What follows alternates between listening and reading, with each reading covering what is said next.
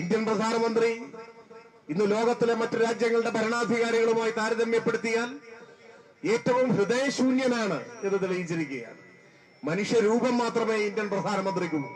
മനുഷ്യന്റെ മനസ്സില്ല, മനുഷ്യത്വവുമില്ല. അത് തിരിച്ചറിയാനുള്ള ഒരു അവസരമായി ഈ ദുരന്തം മാറി എന്ന് മാത്രമേ ഉള്ളൂ.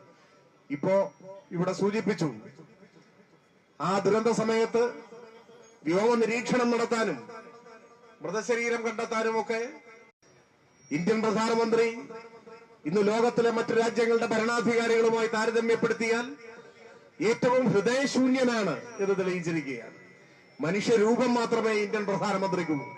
മനുഷ്യന്റെ മനസ്സില്ല, മനുഷ്യത്വവുമില്ല. അത് തിരിച്ചറിയാനുള്ള ഒരു അവസരമായി ഈ ദുരന്തം മാറി എന്ന് മാത്രമേ ഉള്ളൂ.